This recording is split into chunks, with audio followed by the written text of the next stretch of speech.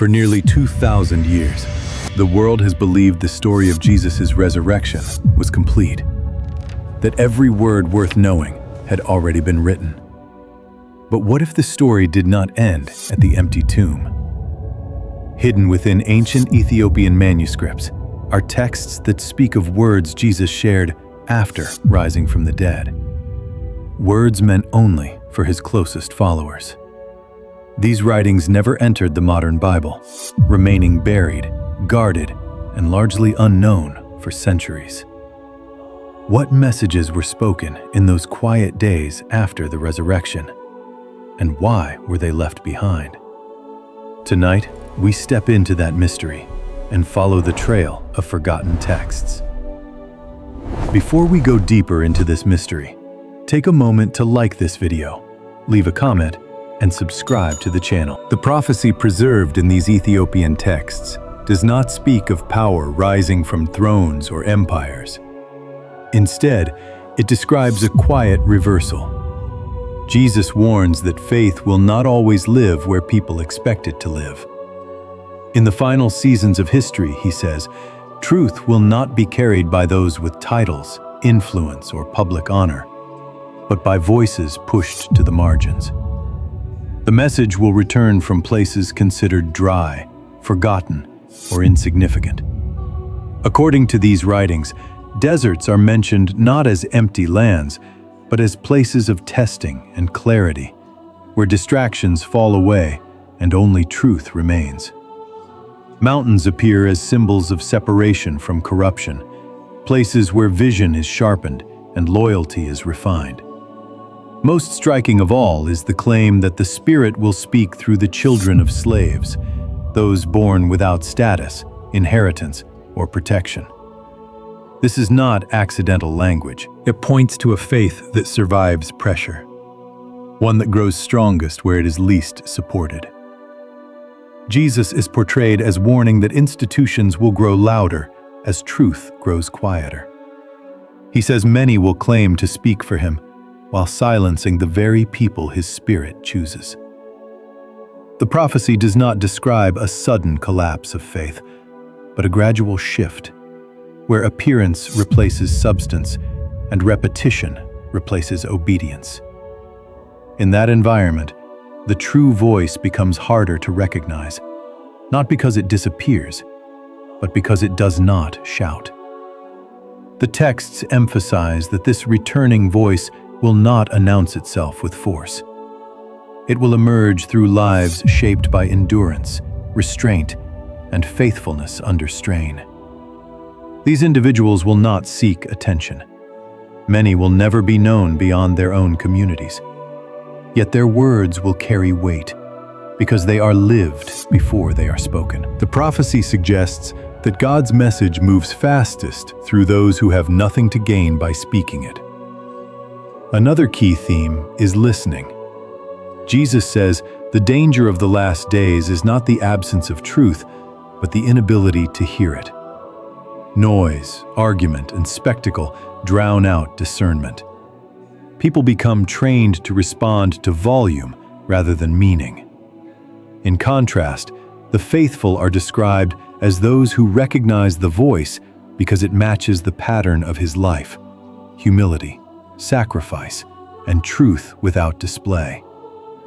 The Ethiopian tradition frames this as a refining fire, not one that destroys, but one that reveals. What is built on image will fade. What is built on conviction will remain. Faith is no longer measured by numbers or structures, but by alignment with the character of Christ. Those who reflect that character become carriers of the voice, even if they never realize it. The prophecy closes without timelines or dramatic endings. There is no date, no final announcement. Instead, there is a choice. Jesus says his voice will be present, but not imposed. Those who are willing to listen will hear it. Those who are not will mistake other sounds for truth. If these ancient words still carry meaning, then the question is not only where the true voice will rise, but whether the world is prepared to recognize it when it does. If the true voice of Christ was preserved in quiet places, then these teachings turn inward, toward the deepest questions of life and awakening. The Ethiopian texts move beyond history and prophecy to describe the inner structure of the human soul and its journey through existence. They do not focus on rules alone, but on transformation, insisting that faith is something that reshapes a person from the inside before it ever changes the world outside. Life, in these writings, is described as a temporary crossing rather than a destination. Jesus is said to teach that human beings are formed with layered purpose: body, breath, mind, and spirit working together. When these layers fall out of alignment, confusion and fear arise. When they are brought into harmony, clarity follows. Awakening, therefore, is not sudden enlightenment, but a steady return to the design placed within humanity at creation. Death is not portrayed as an ending, nor as something to be feared blindly. Instead, it is described as a revealing moment. The texts suggest that death uncovers what a person has been building inwardly all along. A life shaped by truth prepares the soul for light, while a life shaped by deception prepares it for distance. This idea reframes judgment, not as a distant event imposed from above, but as a natural consequence of the path a person chooses daily. One striking theme is responsibility. The Ethiopian teachings emphasize that no one is carried by another's faith. Lineage, tradition, and identity offer no shelter if the inner life is neglected. Jesus is said to warn that borrowed belief collapses under pressure, while lived truth endures.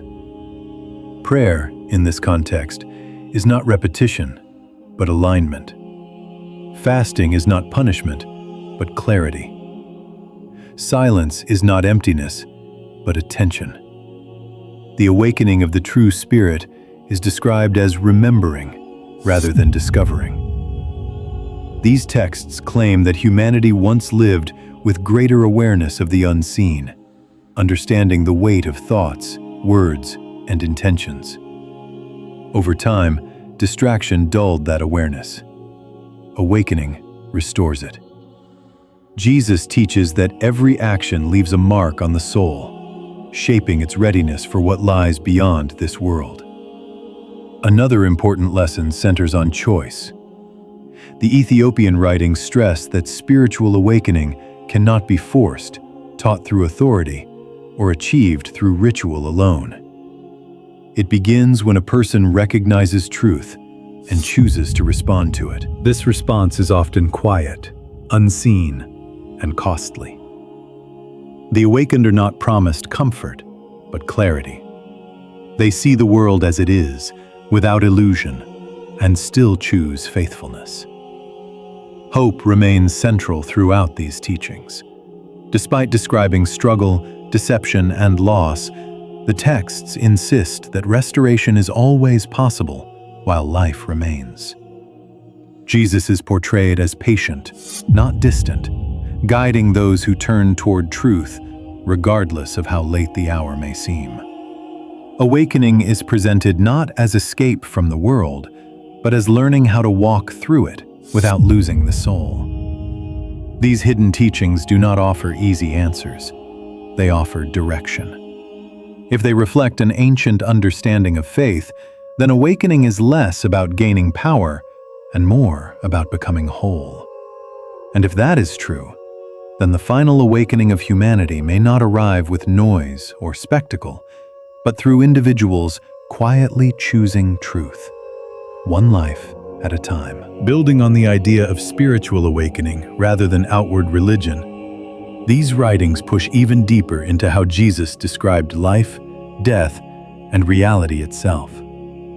According to the Ethiopian tradition, the resurrection was not only a victory over death, but the opening of a hidden teaching meant to prepare the soul for what lies beyond the visible world. In these texts, Jesus explains that death is not a rupture, but a transition. The body is described as a temporary garment, shaped for a season and then set aside. When it wears out, the spirit does not vanish. It returns to its source, to what the texts call the fire and light of God. This teaching unsettled the disciples, not because of death itself, but because it removed their illusion of control. Jesus responds by shifting their fear. He tells them that physical death is not the true danger.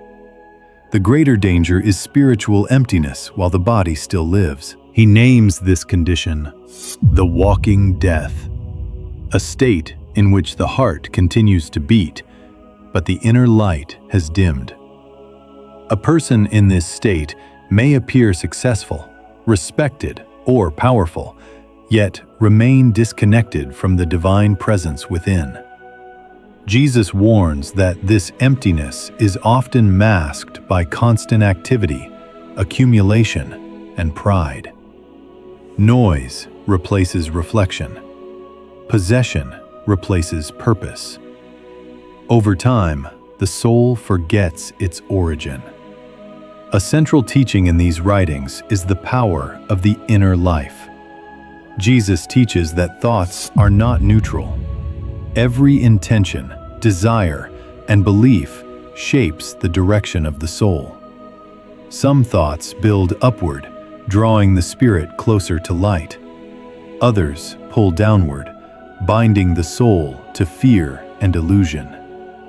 Faith, therefore, is not obedience alone, but awareness. It is the daily practice of choosing alignment over distraction. One of the most controversial sections of the Ethiopian texts introduces the idea of a divided creation. They speak of a true creator, the source of pure light, wisdom, and life. Alongside this, they describe a lesser being, shaped by pride, who formed a world of imitation. This world is not entirely evil, but incomplete, a mixture of beauty and distortion. It appears solid and final, yet lacks spiritual depth. Jesus is portrayed as entering this false order, not simply to correct moral failure, but to awaken humanity from deception. He teaches that many people mistake appearance for truth and structure for meaning. The false world rewards ambition, control, and image, while quietly draining the soul. Salvation, in this view, is not escape from the world, but the ability to see through it without being consumed by it. The message ends with responsibility. Awakening cannot be inherited, enforced, or delayed indefinitely. Each person must confront the state of their own inner life. Jesus does not offer comfort through illusion, but freedom through truth. He teaches that the light has never been absent, only ignored. From awakening within, the message now turns toward a final call meant for every soul. According to the Ethiopian writings, Jesus taught that the true light of God has never left creation. Even in places covered by darkness, that light still remains, hidden but alive. Every soul, he said, is sent into the world with a purpose, to find that buried spark and return it to eternal light. Salvation, in this sense, is not escape from existence, but recovery of what was lost inside it. Before his ascension, these texts say Jesus delivered a final prophecy, not about dates or empires, but about the condition of the human heart. He warned of a time when love would grow thin and faith would become performance. People would speak holy words while their inner lives remained untouched. Worship would continue, but without transformation. Religion would remain visible, yet spirit would quietly fade. Yet this prophecy does not end in despair. Jesus promises that when belief becomes empty, his spirit will rise again in unexpected places. Not in grand temples, not through powerful leaders, but within the calm, the wounded, and the overlooked. He says the proud will fail to recognize it because they search for signs in authority and display. The broken, however, will know it immediately, not through teaching alone, but through experience. The Ethiopian texts describe this returning spirit as fire, but not a fire of destruction. It does not burn cities or nations. It burns illusion. It consumes pride, false identity, and spiritual sleep. This fire awakens rather than destroys. It cleans the inner life and restores clarity. Jesus teaches that before the end, this fire will move quietly through humanity, stirring remembrance in those willing to receive it. Applied to the present world, the message feels uncomfortably relevant. The writings suggest that humanity builds false gods repeatedly, reshaping them for each age. Wealth, status, influence, and recognition become objects of devotion. People gather in impressive spaces, yet neglect the inner sanctuary where God's presence was meant to dwell. The tragedy is not that faith disappears, but that it becomes external, separated from the heart. Still, the texts insist that hope has not vanished. They speak of individuals who carry the light without drawing attention to themselves. These people do not seek visibility or reward. They live simply, act justly, and choose love when it costs them something. Their lives are described as quiet prayers, sustaining the world against complete spiritual collapse. Not because they are powerful, but because they are aligned. At the center of all these teachings is a single truth. The kingdom of God is not distant. It does not wait beyond death or behind sacred walls. It exists within the human soul. The soul itself is the true temple. Every act of mercy strengthens that temple. Every moment of forgiveness restores its light. Every choice rooted in love brings the inner fire closer to full flame. When people live this way, the Ethiopian writings say, heaven does not need to descend. It begins to appear wherever the awakened heart walks. The Ethiopian Bible presents faith as something chosen, not imposed, rooted in awakening rather than fear. Within that tradition, belief survives not through force or threat, but through devotion carried quietly across generations. The monks who preserved these writings believed they were safeguarding more than ink and parchment. They believed they were protecting a living memory of Christ, one that had never fully entered the Western imagination. From this foundation emerges one of the most controversial narratives linked to Ethiopia, often called the lost gospel of peace. Unlike the familiar account centered on public execution and sacrifice, this tradition offers a radically different portrait. It claims that Jesus was not meant to end his mission through death, but through continuation. According to these manuscripts, the final chapters of his life unfolded not on a cross, but in withdrawal, teaching, and healing beyond the reach of political power. In this version, Jesus is described as recognizing that his message was being pulled toward conflict and control. As opposition intensified in Jerusalem, he chose departure rather than confrontation.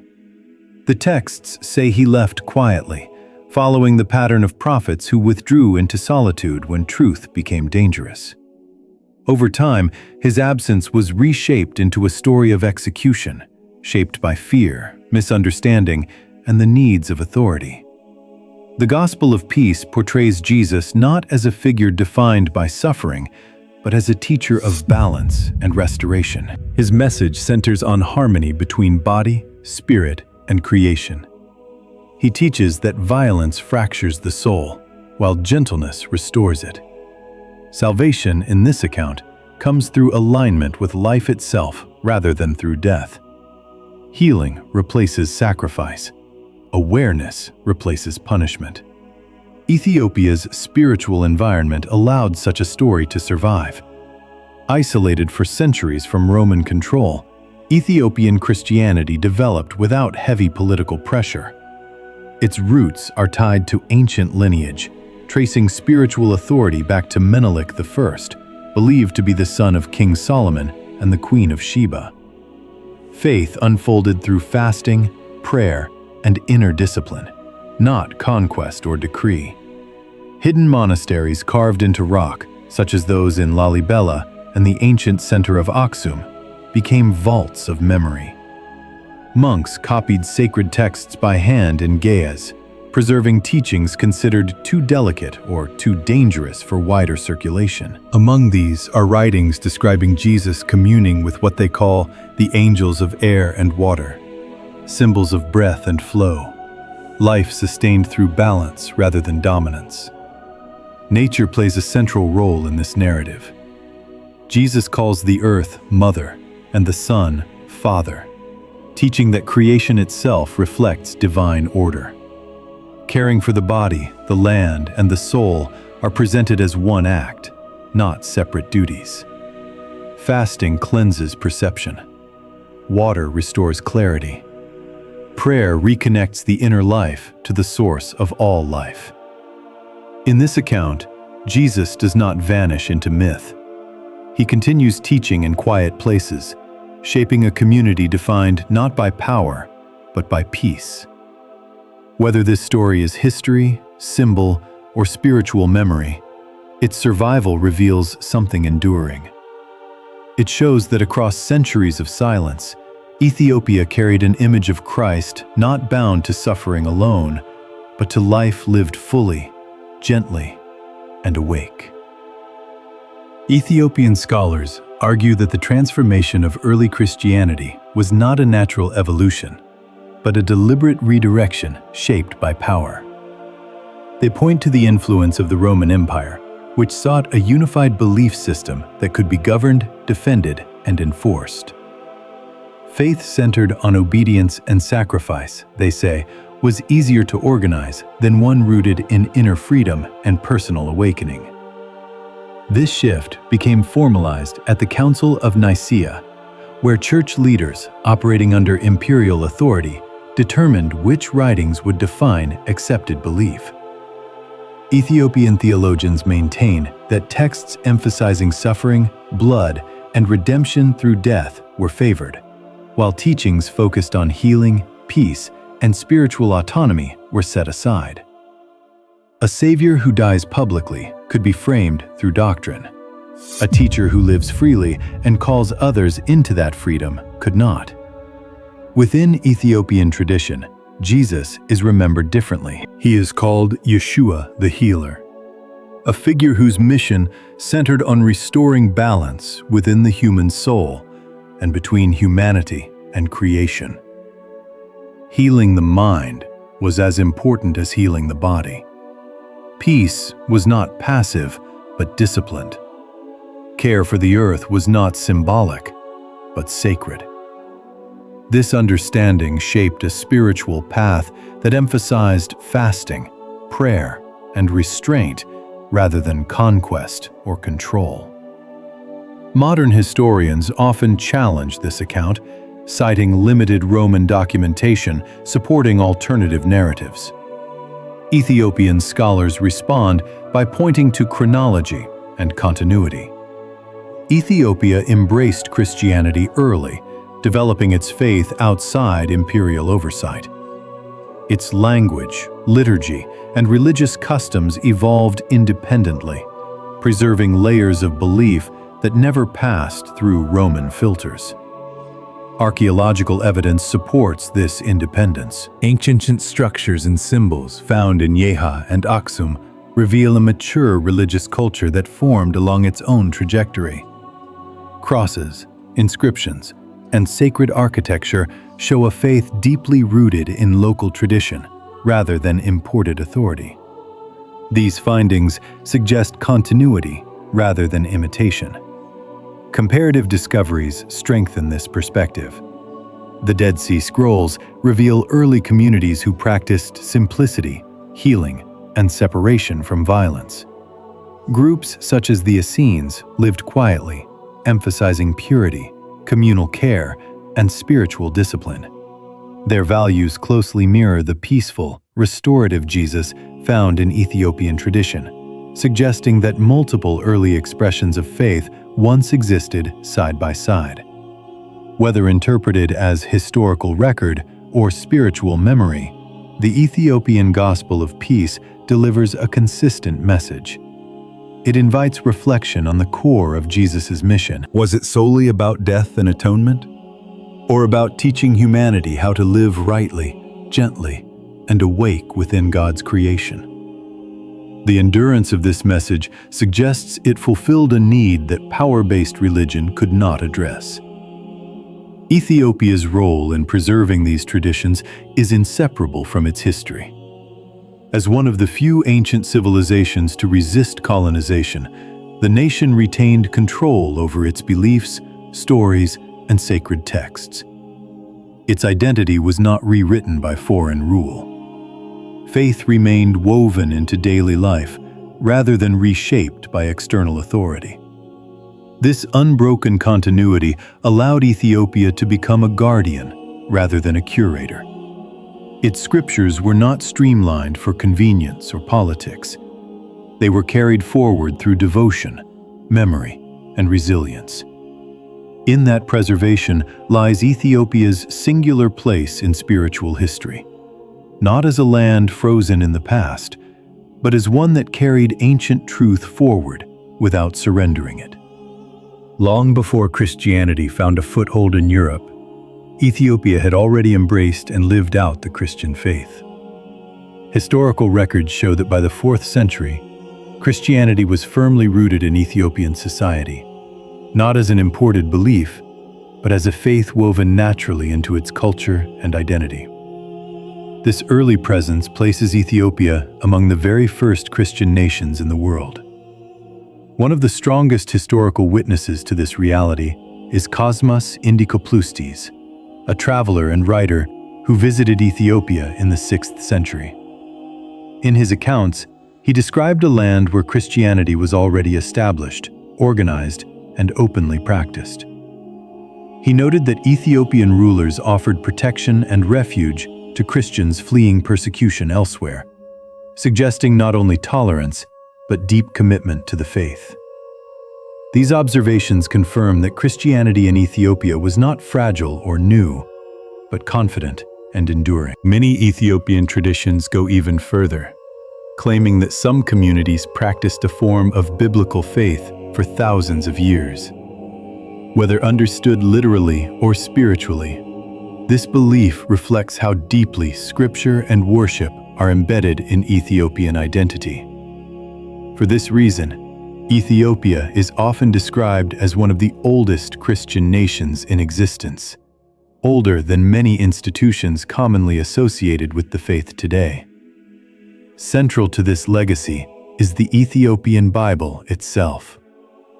Unlike most modern Bibles, it contains 88 books, far more than the 66 found in the King James Version.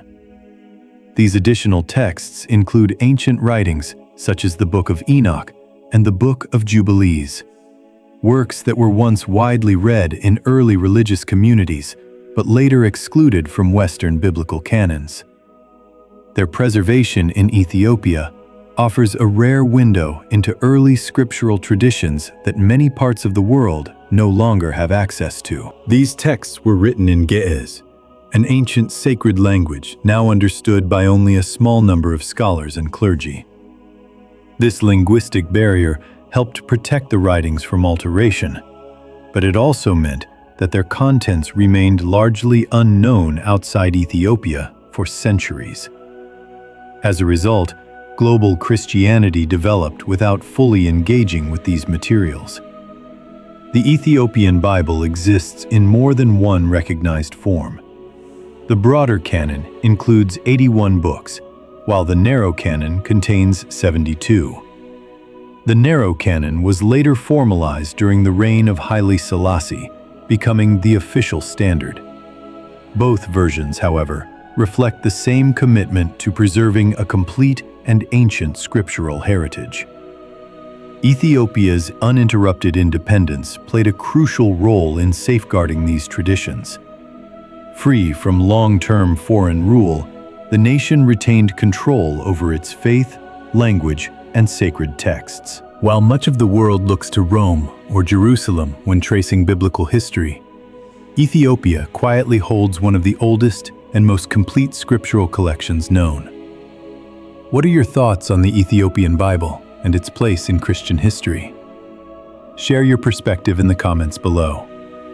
If you found this exploration meaningful, please like the video, subscribe to the channel, and thank you for watching.